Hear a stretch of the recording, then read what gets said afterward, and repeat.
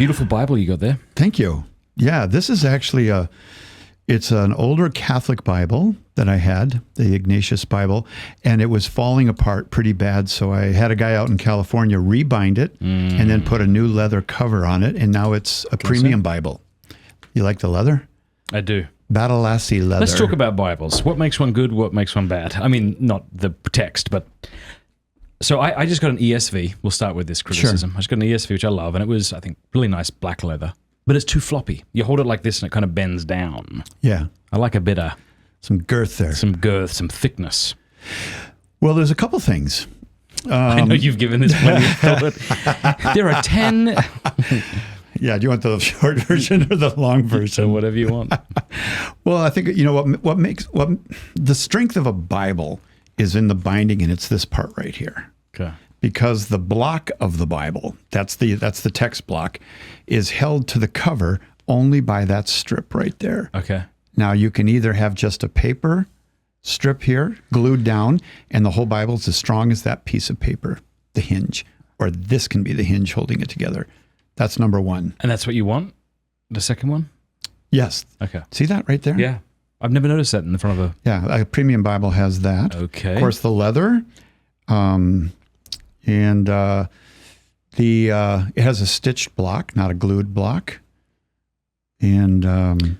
Stitched, I see, yes, of course, yep. It's a lot of times they take the pieces of the block and it's all glued into the side. Yeah. And so it's as strong as that glue. Yeah. Versus taking what are called signatures. Like if you have the Bible's this spread out, bring it together, stitch it together, and they have like 30 signatures. Each one is like 50. Are you interested? Really? Very. Okay. You were going cross-eyed on me there from. So you have these. You're literally snoring. Yeah, you have these signatures, and then all the signatures are sewed together. Yeah, and so it's very, very strong. Very, very strong. Most Bibles are not made to last real long.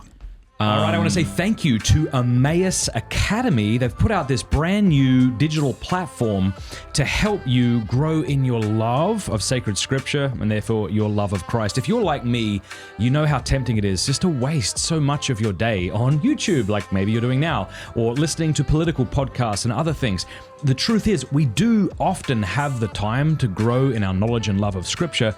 We just need a helping hand, and that's what this brand new digital learning platform is going to help you do. It has short courses on Scripture that you can take. You can learn from Dr. Scott Hahn, Dr. John Bergsma, Father Boniface Hicks, many more. I've been on this platform. I have a subscription to it, and I mean it when I say it's actually really excellent, and it'll help you love Scripture. I think a lot of us want to love Scripture, but we feel guilty that we don't love it as much as we should. Platforms like this will help you do that. So click the link in the description, stpaulcenter.com/Matt, and sign up. When you sign up, you get 2 weeks free to the entire platform. I mean, think about how many times you and I have subscribed to, say, Hulu or something else, when we could be doing something like this and growing in our love of Scripture. So again, stpaulcenter.com/Matt. Go sign up today. You get 2 weeks for free. If you don't think it's worth it after that time, cancel it. You won't be charged a cent, but I think you'll be really impressed with what you see. Yeah, you have these signatures, and then all the signatures are sewed together. Yeah. And so it's very, very strong. Very, very strong. Most Bibles are not made to last real long. What else don't I like about a Bible? I really haven't gone past the RSV Ignatius edition. Whenever I think I've found a Bible that's like even more beautiful, I find that one to be the most, I don't know, comfortable to live in. The Ignatius? This one. Yeah. Right here. It's a nice... It's fine. It's a nice Bible. Did you got RSV stamped on the outside? Why'd you do that? Presumably that was a choice. Yeah. Well, the guy that would rebound the Bible, he said, "What do you want on the spine?" And I said, "Well, Holy Bible." Why? Well, it's holy and it's the Bible. And then I thought, well, I'll do Revised Standard Version. The truth of the matter is I actually said Revised Standard Version Catholic Edition, and he put Revised Standard Version, and then he stuck my name at the bottom. Were you happy with that? Yeah. Good. Yeah. I've never had a Bible with my name on You also need the Bible to lay flat on a table. Yeah. If it's not laying flat, it can get out of here. Yeah. And that is the sign of actually of a good quality Bible, is that it lays flat. The binding is flexible inside here. Sorry, could you do that on this side of the microphone for me, please? Why is that? Just so I can see it. See it. Oh, I see. Yeah. If it means that much to you. It really does. It really, really It does. Yeah, so a quality Bible, when you open it up, it should lay down, and then you can read it. If you could choose a Bible that doesn't lay flat, or the Quran which does lay flat, which would you choose? the Bible that doesn't lay flat. Good answer. That's good. I know it's nerdy, but I'm into Bibles. I'm really into Bibles, and I think that a Bible should be clothed in beauty. Yeah. In beauty. You made a good joke on the Bible timeline course that you did once upon a time that was so good because you spoke what everybody feels but doesn't want to admit. It's like a good comedian.